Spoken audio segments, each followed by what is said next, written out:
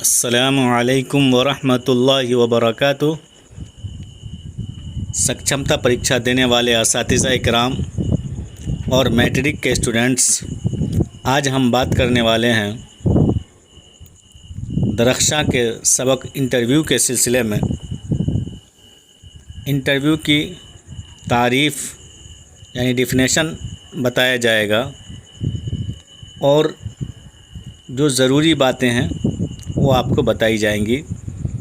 تو آپ سب سے پہلے چینل کو سبسکرائب کر لیں، لائک کر دیں، شیئر کر دیں اور بیل آئیکن کے بٹن کو دبا لیں، تاکہ آپ کی ایگزام کی مکمل تیاری کے سلسلے میں جو بھی ویڈیوز رہے وہ سب سے پہلے آپ تک پہنچ جائیں۔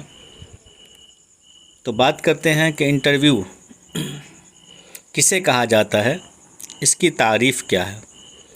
تو کسی خاص موضوع پر دو اشخاص کی گفتگو، دو اشخاص مطلب دو شخص، دو آدمی کی گفتگو یعنی بات چیت یا ملاقات کے دوران آپسی بات چیت کو انٹرویو کہا جاتا ہے۔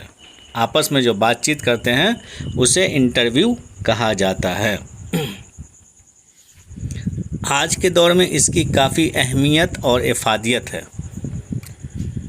کیونکہ آج دیکھتے ہوں گے نوکری کے سلسلے میں کہ ریٹن ایگزام لینے کے بعد یعنی تحریری امتحان لینے کے بعد، لکھت پریکشا لینے کے بعد ایک مرحلہ انٹرویو کا بھی ہوتا ہے، تاکہ اس میں یہ جانچ کر لیا جاتا ہے آپ کے ذہن کو، آپ کی صلاحیت کو، آپ کی سوچ کو۔ یہ ساری چیزیں انٹرویو کے ذریعے سے جانچ کی جاتی ہے۔ تو یہ آج کے دور میں کسی بھی نوکری یا سروس کے لیے ایک اہم حصہ مانا جا رہا ہے۔ اس سے کیا ہوتا ہے، اس سے انسان کی شخصیت کی مختلف جہات کا تجزیہ یعنی جائزہ لینا، پتہ لگانا آسانی کے ساتھ کر لیا جاتا ہے۔ جب انٹرویو لیا جاتا ہے تو انسان کی شخصیت کا اس سے پتہ چلتا ہے کہ آپ کیسے آدمی ہیں، آپ کی شخصیت کیسی ہے۔ یہ ایک مقصدی مکالمہ ہے، یعنی کسی مقصد کے تحت آپس میں بات چیت کی جاتی ہے، جس سے انٹرویو لینے والا شخص اپنے سامنے بیٹھے ہوئے کی سیرت و صورت یعنی ان کے کیریکٹر وغیرہ، گہرائی و گیرائی، میلان و نفسیات، اطوار کا تجزیہ مکالمے کے ذریعے سے کر لیتا ہے، یعنی بات چیت کے ذریعے سے آپس میں جب بات چیت کرتا ہے تو اس سے یہ ساری چیزوں کا اندازہ لگ جاتا ہے۔ انٹرویو کو اردو ادب میں ابھی تک مقام نہیں مل سکا ہے، انٹرویو اپنا مقام نہیں بنا سکا ہے، لیکن آنے والے وقت میں اردو کے نثری اصناف میں یہ شامل ہو سکتا ہے، ممکن ہے کہ ہو جائے۔ تو اس سبق کے اندر راجندر سنگھ بیدی سے انٹرویو لیا گیا تھا۔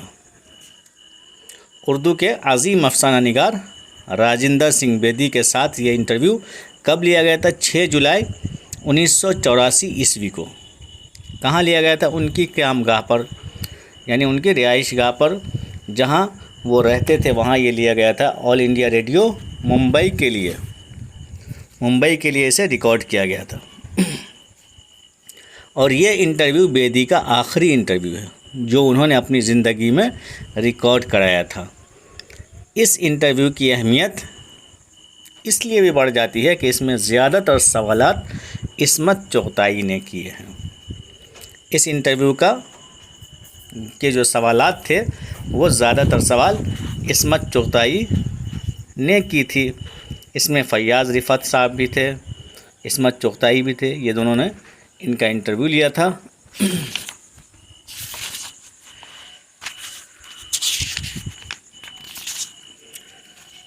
چونکہ بیدی صاحب ایک بڑے افسانہ نگار ہیں، اور ان کا سب سے بڑا کمال ان کے فن کی صناعی ہے، اور وہ انسانی نفسیات کے ماہر اور نباز ہیں۔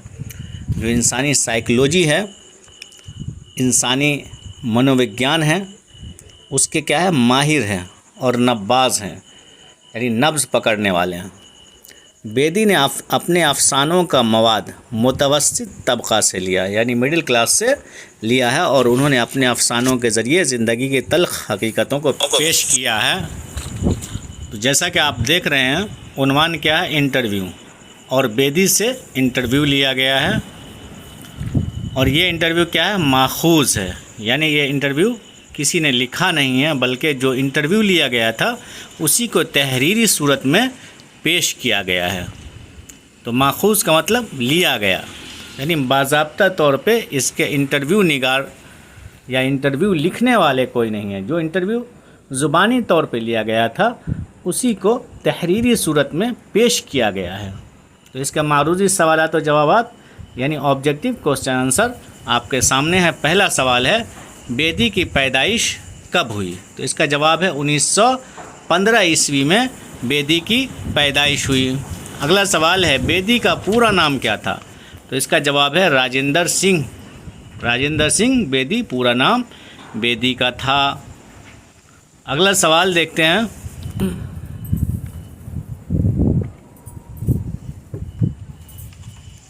بیدی کے پہلے افسانے کا کیا نام تھا؟ کیا نام ہے پہلے افسانے کا؟ تو اس کا جواب ہے مہارانی کا تحفہ۔ مہارانی کا تحفہ بیدی کے پہلے افسانے کا نام ہے۔ اگلا سوال ہے بیدی کے پہلے افسانوی مجموعہ کا کیا نام ہے؟ پہلے افسانوی مجموعہ کا نام دانا و دوام ہے۔ دانا و دوام ہے پہلے افسانوی مجموعہ کا نام بیدی صاحب کے۔ اگلا سوال دیکھتے ہیں، بیدی 1948 عیسوی میں کس عہدے پر فائز تھے؟ کس عہدے پر فائز تھے؟ کس پوسٹ پر یہ تھے؟ تو اس کا جواب ہے اسٹیشن ڈائریکٹر۔ اسٹیشن ڈائریکٹر کے عہدے پر یہ فائز تھے۔ اگلا سوال ہے بیدی کو اردو افسانے کا خدا کس نے قرار دیا؟ تو اس کا جواب ہے خواجہ احمد عباس۔ خواجہ احمد عباس صاحب نے انہیں اردو افسانے کا خدا قرار دیا تھا۔ اگلا سوال ہے راجندر سنگھ بیدی کیا تھے؟ یعنی انہیں شہرت کس صنف کے اندر تھی؟ کس صنف کے یہ ماہر تھے؟ تو اس کا جواب ہے افسانہ نگار۔ یہ افسانہ نگار تھے، افسانہ کے اندر انہیں مہارت حاصل تھی۔ اگلا سوال ہے بیدی کے ایک ڈرامے کے مجموعہ کا نام بتائیے۔ یہ ان کا ایک ڈرامہ تھا، ڈرامہ کا مجموعہ تھا، اس کا نام کیا تھا؟ جواب ہے اس کا 7 کھیل۔ 7 کھیل ان کے ڈرامے کے مجموعہ کا نام تھا۔ اگلا سوال ہے بیدی کا انٹرویو کب لیا گیا تھا؟ تو اس کا جواب ہے 1984 عیسوی میں ان کا انٹرویو لیا گیا تھا۔ اگلا سوال ہے بیدی کا انٹرویو کہاں کے لیے صدا بند کیا گیا؟ یعنی کہاں کے لیے ریکارڈ کیا گیا تھا؟ تو اس کا جواب ہے آل انڈیا ریڈیو ممبئی۔ آل انڈیا ریڈیو ممبئی کے لیے ان کا انٹرویو ریکارڈ کیا گیا۔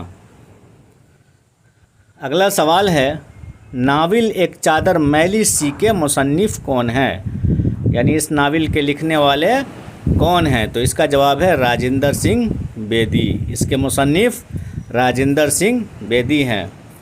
اگلا سوال ہے ناول ایوان غزل کے مصنف کون ہیں؟ تو اس ناول کے لکھنے والی، اس کا جواب ہے جیلانی بانو۔ اس کی مصنفہ جیلانی بانو ہے ایوان غزل کی۔ اگلا سوال ہے فیاض رفعت۔ فیاض رفعت آل انڈیا ریڈیو میں کس عہدے پر پہنچے؟ یعنی ان کا پروموشن ہو کر کون سا عہدہ انہیں ملا؟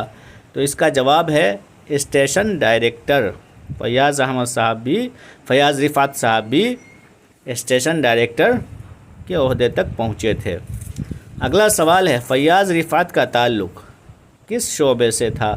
یعنی کس ڈپارٹمنٹ سے ان کا تعلق تھا؟ تو جواب ہے آل انڈیا ریڈیو۔ اگلا سوال ہے خواجہ احمد عباس کے علاوہ کس بڑے افسانہ نگار نے بیدی کی عظمت کا اعتراف کیا؟ تو اس کا جواب ہے خواجہ غلام السیدین۔ اس کا جواب ہے خواجہ غلام السیدین۔ اگلا سوال ہے عصمت چغتائی ایک مزاح نگار ادیب کی بہن ہے، اس ادیب کا نام کیا ہے؟ تو اس ادیب کا نام عظیم بیگ چغتائی۔ تو اساتذہ کرام اور اسٹوڈنٹس، امید ہے کہ آپ کو ہماری یہ ویڈیو پسند آئی ہوگی۔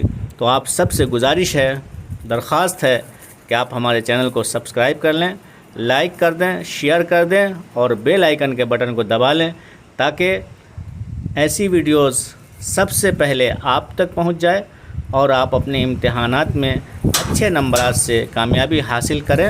اللہ حافظ۔